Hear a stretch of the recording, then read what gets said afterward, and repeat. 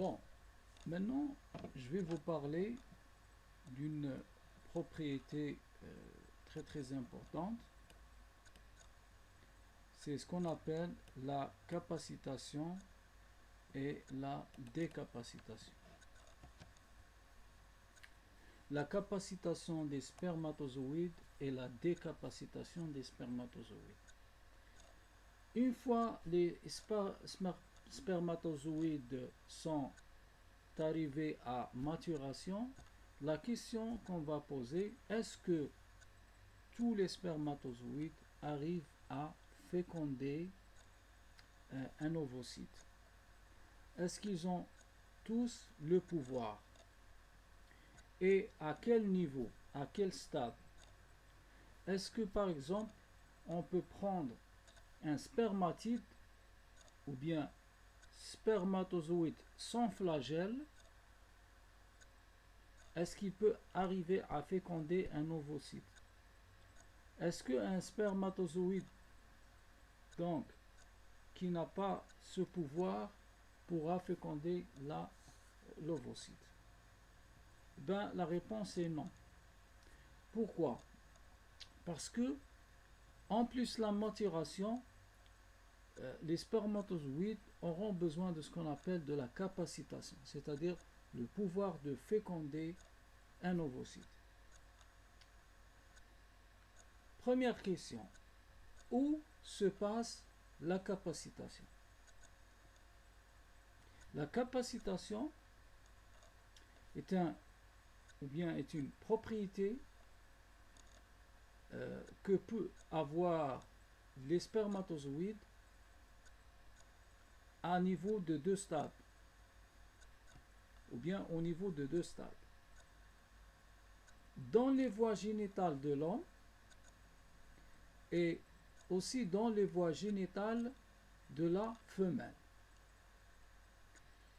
Dans les voies génitales de l'homme, les spermatozoïdes, ils vont avoir ce qu'on appelle, la première des choses, c'est la mobilité, le pouvoir de mouvement et de déplacement. On sait très très bien qu'un spermatozoïde est constitué d'un flagelle. Mais ce flagelle, il a besoin d'un entraînement pour être efficace et pour se déplacer dans la bonne direction, c'est-à-dire rectiligne, d'une manière rectiligne.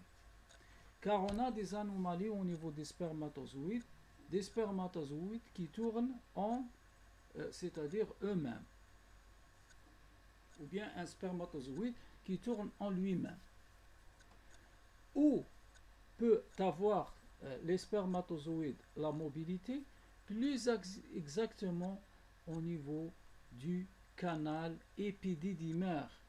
Au niveau du canal épididymaire. Donc, le canal épididymaire, je vous rappelle que c'est un tube au niveau des testicules. Vous pouvez revenir sur la photo. Ici, c'est là où il va y avoir l'entraînement des spermatozoïdes pour la mobilité. Donc ça fait partie de la capacitation, ou bien donner le pouvoir et la capacité, c'est ça le mot capacitation, donner le pouvoir et la capacité à un spermatozoïde. Donc la mobilité fait partie de la capacitation au niveau de l'appareil génital masculin. Ça, c'est la première des choses. Deuxièmement, on a à voir les sites de reconnaissance. Reconnaissance de quoi? Les spermatozoïdes, vous le savez, chez l'être vivant, on a plusieurs spermatozoïdes. On a spermatozoïdes, par exemple, des animaux. On a spermatozoïdes de l'être humain. Et entre les animaux, on a plusieurs spermatozoïdes, plusieurs, si vous voulez, espèces. Et la question qu'on se pose, est-ce que les spermatozoïdes, par exemple, d'un poisson, peuvent féconder un ovocyte d'une rate, ou bien d'une lapine, ou bien de l'être humain, l'ovocyte de l'être humain. Donc non, la réponse est non. C'est parce que la fécondation, elle est spécifique. Elle est entre les espèces. Chaque espèce a ce qu'on appelle de la reconnaissance. C'est ça la reconnaissance. La reconnaissance, elle est faite grâce à quoi? À des sites glucoprotéiques. Ce sont des protéines et des glucoses qui se trouvent au niveau de la tête du spermatozoïde. Donc la capacitation, c'est avoir aussi les sites de reconnaissance qui sont des complexes glucoprotéiques et qui sont installés au niveau de la membrane, si vous voulez, externe du spermatozoïde, ici, et qui vont permettre de reconnaître la zone pellucide de l'ovocyte. Par exemple, chez l'être humain, on a ces sites de reconnaissance qui vont reconnaître la membrane de la zone pellucide, plus spécifiquement de la femme chez l'être humain. Donc, rapidement, sur les sites de reconnaissance, ici on a la même forme, ce qu'on appelle les ZP3. C'est un complexe aussi glucoprotéique qui se trouve au niveau de la zone pellucide et qui vont permettre de reconnaître les sites de reconnaissance qui se trouvent au niveau des spermatozoïdes. Donc, la capacité, on a la mobilité dans les voies génitales mâles et avoir aussi les sites de reconnaissance ou bien les protéines, les glucoprotéines à la surface du spermatozoïde. Aussi, on pourra avoir ça au niveau des, si vous voulez, des tubes séminifères, etc., au niveau des voies génitales mâles.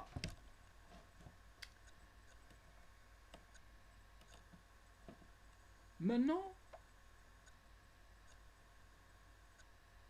les spermatozoïdes sans capacité, ils vont passer par un autre phénomène qu'on appelle la décapacitation. Certains ouvrages, on parle de décapacitation. C'est-à-dire, le pouvoir, maintenant, on enlève ce pouvoir. On enlève ce pouvoir des spermatozoïdes. Vous allez me dire pourquoi.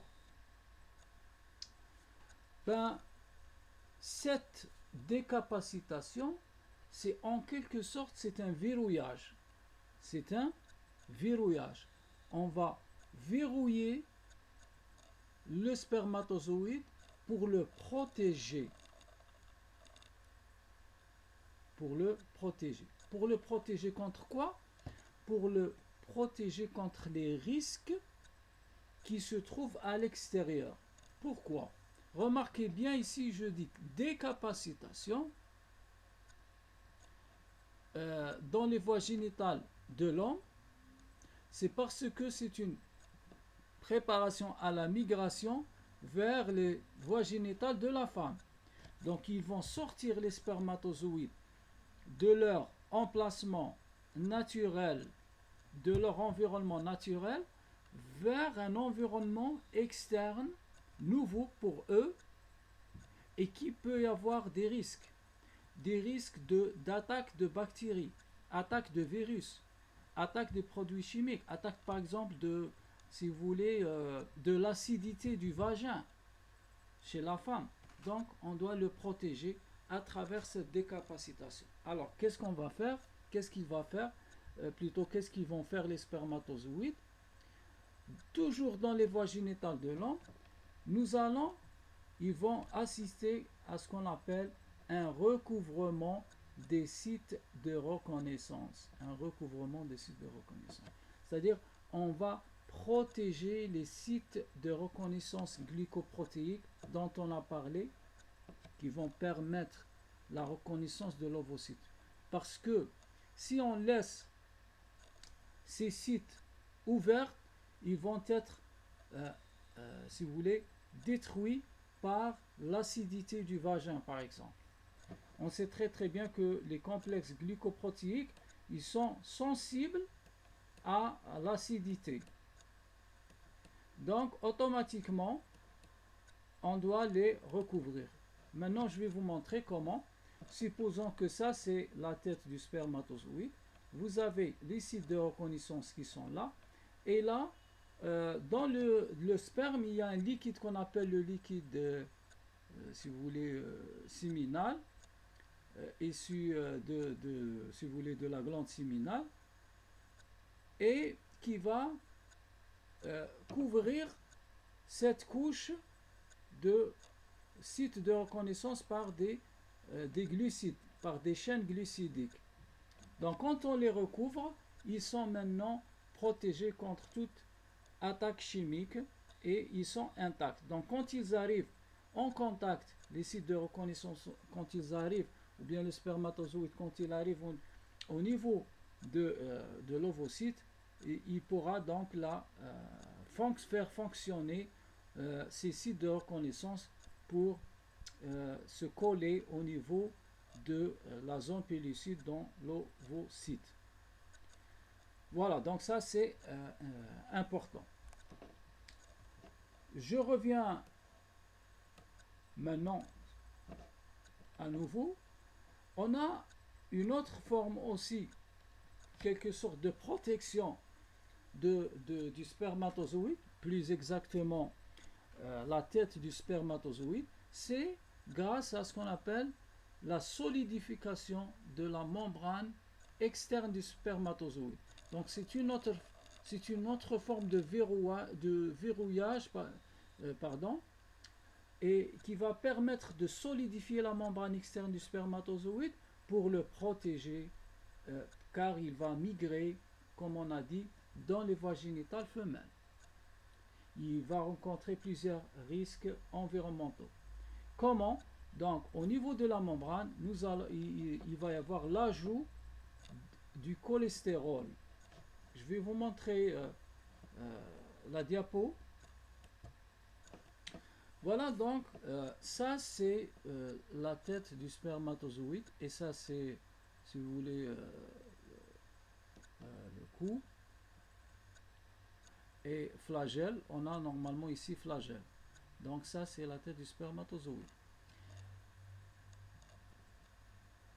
Quand les spermatozoïdes, au départ on était au niveau de la capacitation, on va partir vers la décapacitation.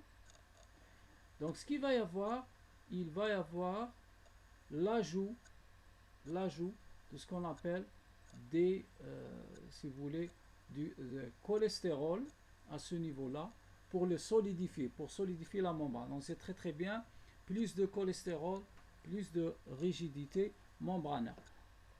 Autre chose, les protéines membranaires aussi, ils vont se condenser avec le cholestérol pour bien solidifier cette membrane.